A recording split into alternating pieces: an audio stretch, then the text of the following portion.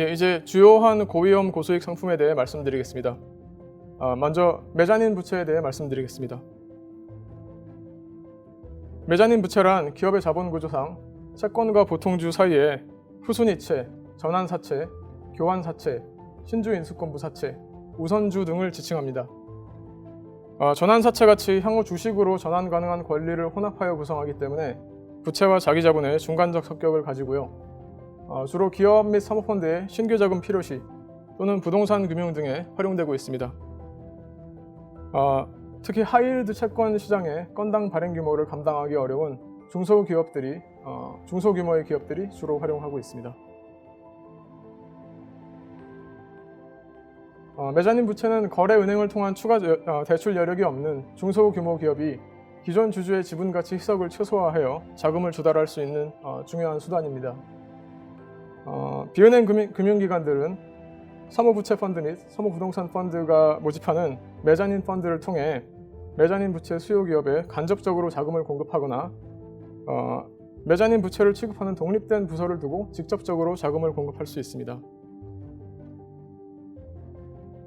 사모자본시장에서 거래되는 메자닌 부채의 특성상 그 규모에 대한 정확한 통계를 구하기는 어렵습니다.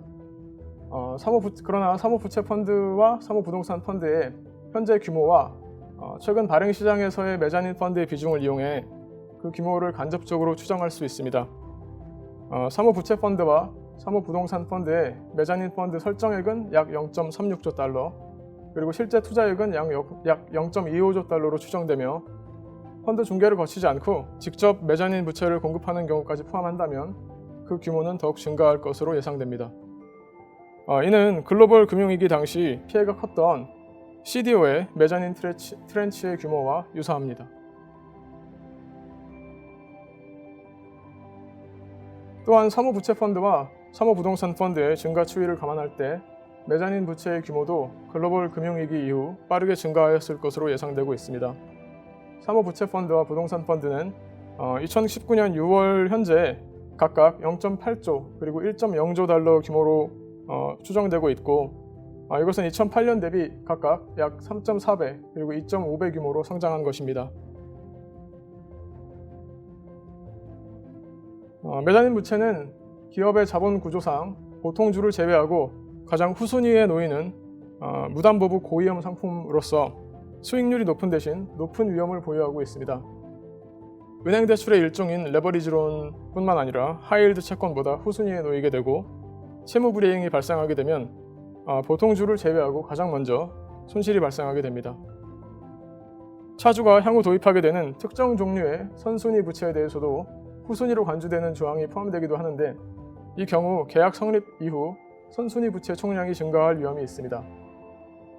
또한 채무불이행 발생 시 일정 기간 동안 차주에 대한 소송 제기 등 원리금 상환을 위한 활동을 제한하는 계약이 다수 있는 것으로 보고되고 있습니다.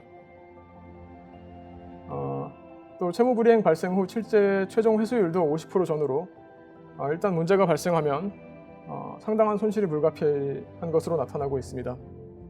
또한 사모자본시장 특성상 계약 조건을 당사자 간 합의에 의해 자유롭게 조정할 수 있는 대신 계약 조건이 표준화되어 있지 않기 때문에 일단 계약이 이루어지면 양수도가 어려워 유동성이 부족하다는 특징을 가지고 있습니다. 한편 메자닌 부채는 상업용 부동산 금융에 많이 활용되는데, 이때 대부분 실제 부동산 소유주체와 직접적인 대처관계를 맺지 않기 때문에 채무불이행이 발생 시 투자자로서의 권리 행사에 애로가 발생할 가능성이 있습니다. 부동산 사업 운영 주체는 메자닌 대출을 위해 부동산 소유 목적의 회사와 메자닌 차주 회사를 각각의 별도의 특수 목적 기구로 설립한 후 메자닌 차주 회사를 통해 메자닌 대출을 실행하게 됩니다. 즉 메자닌 투자자는 부동산 소유 회사가 아닌 그 모회사인 메자닌 차주 회사와 대처 관계를 맺게 됩니다. 따라서 채무불이행 발생 시 부동산 소유 회사를 상대로 소송 등 직접적인 구제 행위에 나서기가 어렵습니다. 또한 최근 미국 상업용 부동산 시장 상승세가 둔화되고 있는데, 코로나19의 유행이 기업 이익을 크게 감소시킬 경우 상업용 부동산 시장 침체로 부동산 메자닌 투자자들의 손실이 증가할 위험이 있습니다.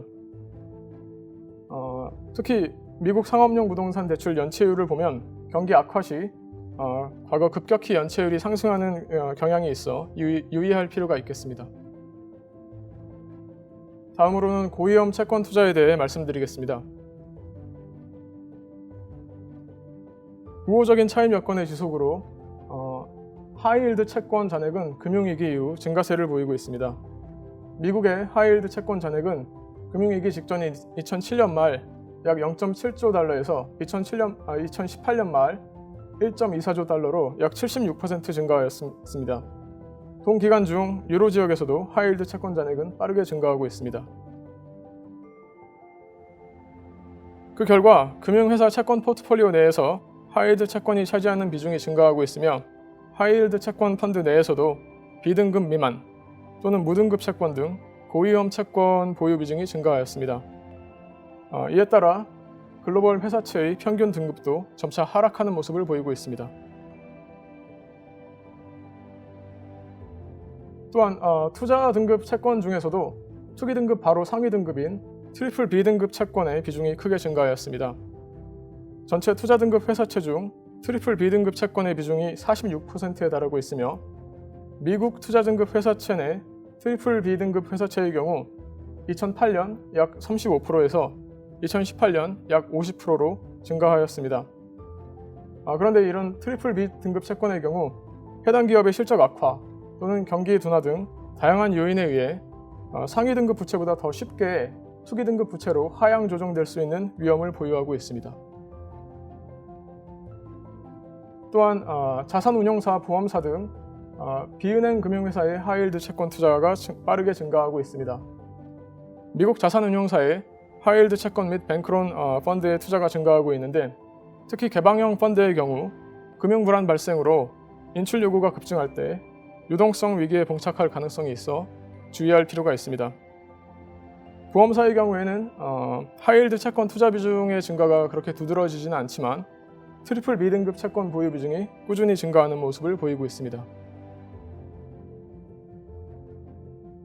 또한 과거 데이터를 보면 경기 불황 시 투자 등급 채권의 부도율은 크게 상승하지 않는 데 비해 하이힐드 채권의 부도율은 크게 상승하는 경향이 있어 유의할 필요가 있겠습니다.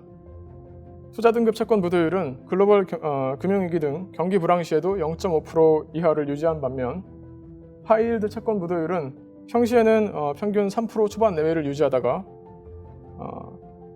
경기 불황 시 두 자릿수에 근접하는 등 평시에 비해 약 3배 가까이 증가한 바 있습니다.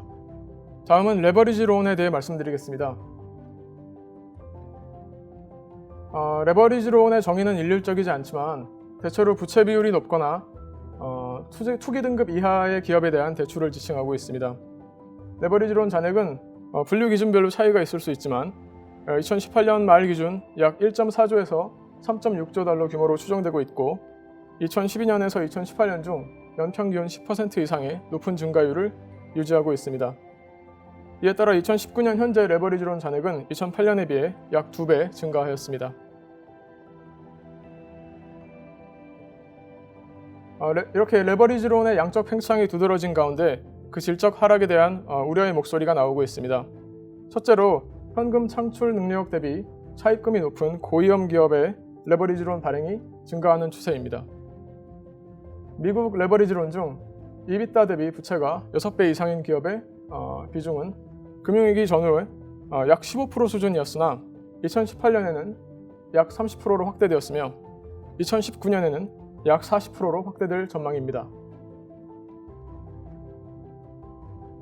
두 번째로 레버리지론을 발행하는 기업의 레버리지 승수가 높아지고 있을 뿐 아니라 이 승수 자체가 과소계상되고 있다는 지적이 나오고 있습니다. 레버리지론을 활용한 차입 매수와 기업 합병은 글로벌 금융위기 시 이후 급감하였다가 이후 증가 추세를 지속하고 있는데요. 인수합병 또는 차입 매수 시 기업 구조 조정을 통한 효율성 증대, 그리고 합병 이후의 시너지 효과 등 미래에 예상되는 긍정적인 현금 흐름을 EBITDA에 미리 포함하여 재무 비율을 조정하는 경우가 증가하고 있습니다. 이에 따라 현금 창출 능력이 과대평가되고 레버리지 승수가 과소계상되는 경우가 있다는 지적이 나오고 있습니다. 셋째로 레버리지론 발행자가 대출 유지를 위해 준수해야 하는 조항인 커버넌트가 완화된 커버넌트 라이트 대출의 비중이 점차 증가하고 있습니다. 커버넌트 라이트 대출이란 주로 발행자의 재무 비율을 일정 수준으로 항상 유지토록 하는 유지관리 제한 커버넌트가 완화된 대출을 말합니다. 커버넌트 라이트 대출의 비중은 2013년, 2014년부터 빠르게 증가하기 시작하여 현재 약 60% 수준으로 늘어났습니다. 그런데 커버넌트 라이트 대출의 회수율을 보면 일반적인 레버리지론에 비해 약 10%포인트 정도 낮아 위험도가 높은 것으로 나타나고 있습니다. 네 번째로는 기업 자본 구조에서 레버리지론보다 충격을 먼저 흡수하는 후순위 부채가 최근 수년간 줄어든 점을 들 수 있습니다. 금융위기 전후를 보면 전체 기업 부채 구조상 레버리지론보다 후순위에 놓이는 부채가 약 25% 정도로 상당한 수준의 부채 쿠션을 보유하고 있었으나 최근에는 이 부채 쿠션이 약 10% 정도로 하락한 바 있습니다.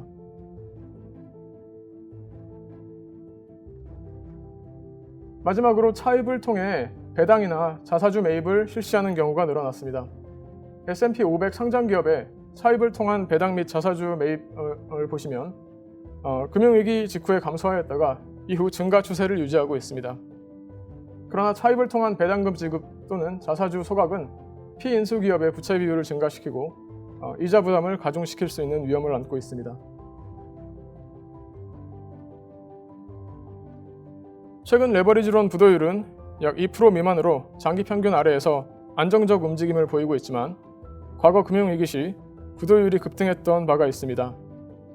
특히 금융위기 당시와 비교할 때 레버리지론의 규모 자체가 증가하고 그 건전성에 대한 의구심도 높아진 점에 주의할 필요가 있겠습니다. 레버리지론을 받는 기업의 레버리지 비율이 높아지고 커버넌트 라이트론의 비중이 높아진 현재 상황을 고려할 때 레버리지론 부도율이 금융위기 당시를 하회하는 수준에서도 상당한 손실이 발생할 가능성이 있겠습니다.